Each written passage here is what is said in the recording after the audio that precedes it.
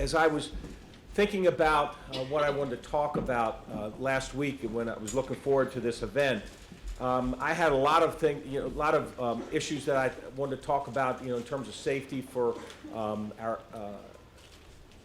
elder residents in Montgomery County. And then we had the event in Orlando occur. And I started thinking about some of the national conversations that are now going on as a result of the mass shooting in Orlando. And of course there's the conversation about guns and about automatic weapons and about the freedoms that we enjoy and the Second Amendment and just how divided that this country is in terms of gun control and really, in my view, from my perspective as a law enforcement officer, gun safety. There's conversations going on about how difficult it is to stop a lone wolf. That is someone who is just by themselves or not with any group and planning an attack like this.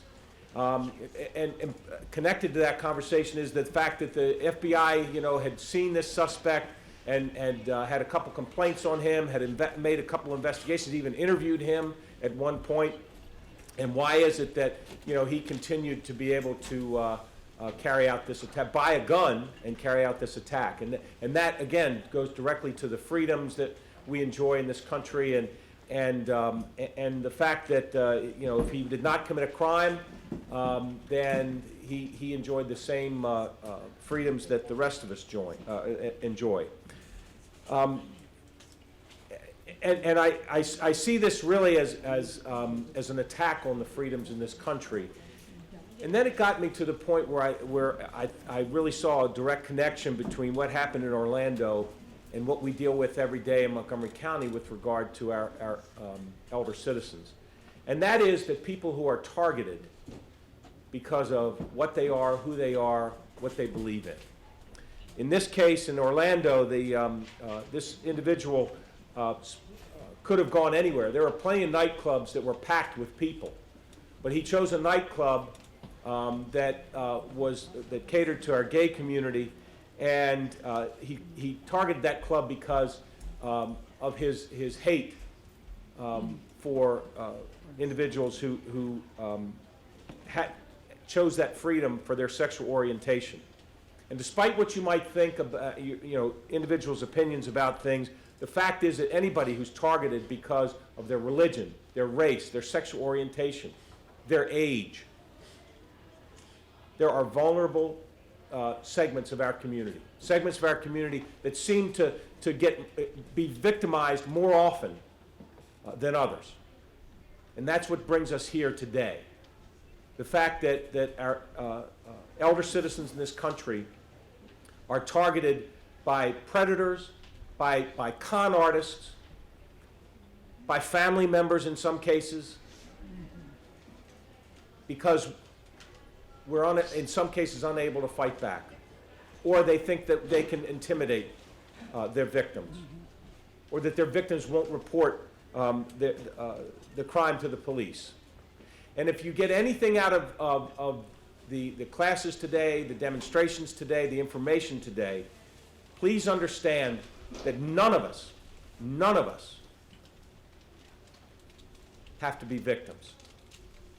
There are so many resources in this county that you can report abuse to, that you can report crimes to, that you can report suspicious situations to, that you can report anything that you feel like is out of the ordinary, whether it involves you or a friend or anyone.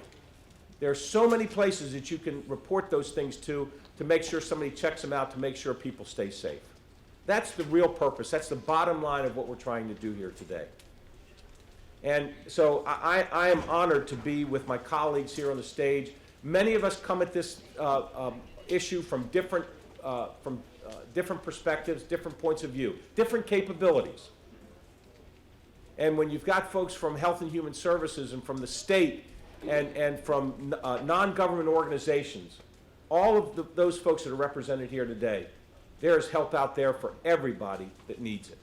So please learn about what you can do to not only help yourself, but help your friends, your family members, and understand that there are folks here that want to help and that can be trusted to help you if you just make sure that you communicate any issues, any problems that you might experience.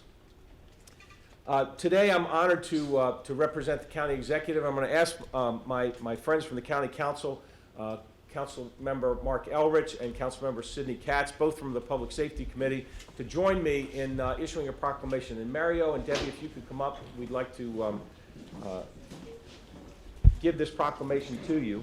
I'll read it. It says, whereas this is the 11th anniversary of World Elder Abuse Awareness Day, which publicizes that elder abuse is the intentional physical, emotional, and financial abuse suffered by seniors and adults.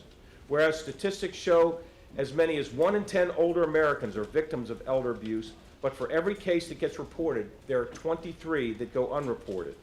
And the population of residents age 60 and above in Montgomery County is over 188,000, or about almost 19% of the county's population of over 1 million.